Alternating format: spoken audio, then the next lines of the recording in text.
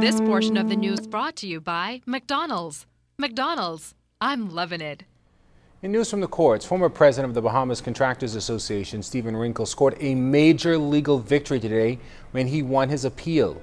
Wrinkle appealed his conviction and one-year sentence after Magistrate Darren Roll Davis convicted him back in 2013 of stealing electricity from BEC for the Bay Parle building downtown, which he managed. The magistrate also ordered Wrinkle to pay a fine of $1,000 or spend 3 months in prison. However, during today's appellate court hearing, Wrinkle's attorney, Mario DeSeal, argued that the prosecution had not made out a prima facie case against Wrinkle, meaning that the evidence was not strong nor clear. The court agreed and quashed Wrinkle's conviction and sentence. In other news, weeks after the IAAF BTC World Relays Bahamas has finished, many around the country and around the world are still singing the praises of another Bahamazing meet. Today, the local organizing committee held a press conference to thank its many sponsors and the Bahamian public. Charles Fisher was there. 2 weeks after one of the most Bahamazing events, track and field fans locally and internationally are giving the local organizing committee and the Bahamian public an A grade. The executive and council members of the IAAF and the visiting media personnel and spectators left this country once again singing the praises of our little island nation. The experience of the Bahamas and this world-class international athletics competition was once again termed simply Bahamazing. Nowhere else in the world spectators could have witnessed a world-class event mixing sports and culture. Our venue team raised the standard this year with the pageantry and the significant enhancements to Market Street, together with the outstanding musical entertainment by our Bahamian performing artists, created a cultural experience that supplemented the world-class competition and the passion and enthusiasm of the spectators. The Games will return to the Bahamas in 2017 and hopefully find its home here in the Bahamas from here on. Despite achieving new levels of success this year, we will not rest on our laurels. We still have much work to do. 2017 is not very far away, as we plan to host this event for the third consecutive year, which also shows the confidence that the IAAF has displayed in us. As a team, the LOC is ensuring that we document the positives as well as the negatives of this year's event and begin brainstorming ideas on how we can improve both the planning and execution of the World Relays. We are negotiating, as you had heard, with the IAAF with the hopes of making the Bahamas the permanent home of the World Relays. And we believe that if we can produce another outstanding experience 2 years from now, that dream can become reality. For the ZNS News Network, I'm Charles Fisher. This portion of the news was brought to you by McDonald's. McDonald's, I'm loving it.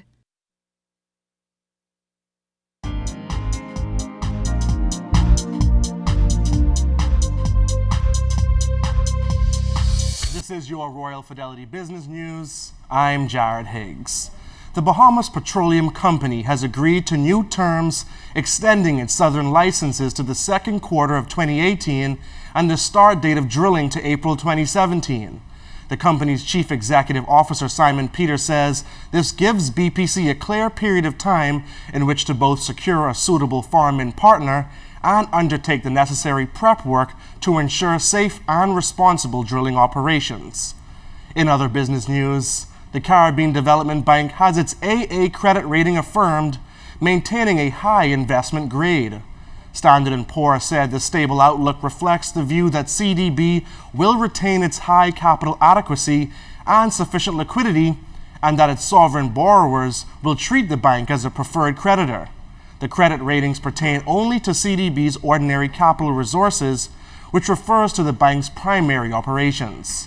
And in international business news, after using €750 million, or about $850 million to pay off interest on existing loans, the cash-strapped Greece government is hoping to secure a loan deal with its creditors before the end of May.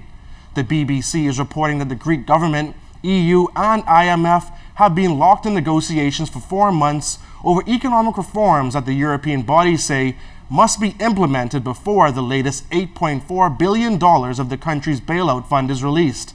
And as negotiations come to a crucial point, many observers suggest that Greece could default on loan repayments as early as the next $1.8 billion payment is due to the IMF. This has been your Royal Fidelity Business News. I am Jared Higgs.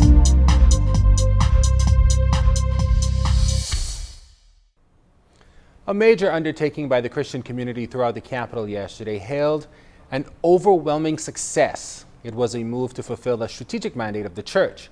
Sunday's motorcade and Praise Fest was the culmination of two other prayer motorcades held over the past few months that took place during the early Saturday morning hours throughout the capital.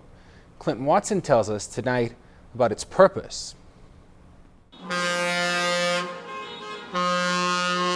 They motorcaded from the four corners of the island, Christians from all denominations waving banners, flags, blowing whistles, and honking horns, carrying the message of hope and peace, declaring Jesus Christ as Lord over the Bahamas. The four motorcades ended at the top of one of the highest hills overlooking the city at Trinity City of Praise.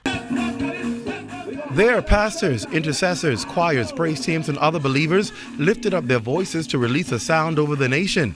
Social Services Minister the Honorable Melody Griffin says she wanted to be a part of the church's bold statement to the nation and the world. She believes unity is the key. It's very important for God's people, those who are called by His name, to come together, to cross all denominational divides and work together to fight what is against our country, because we have already won the battle. God already won the battle. Christian Council President Reverend Dr. Ranford Patterson also agrees, saying this initiative was badly needed as the church appears too divided. He's of the view all hands must be on deck in order to make a difference. The church has not lost its influence. The church still has its influence.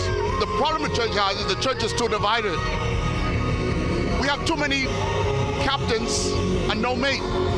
Everybody want to be their own little king in their kingdom, and that's killing the Bahamas. We need to come down off our high horses and realize that we're not working for ourselves, but we're working for the master. And until that happens, Clint, we are in trouble.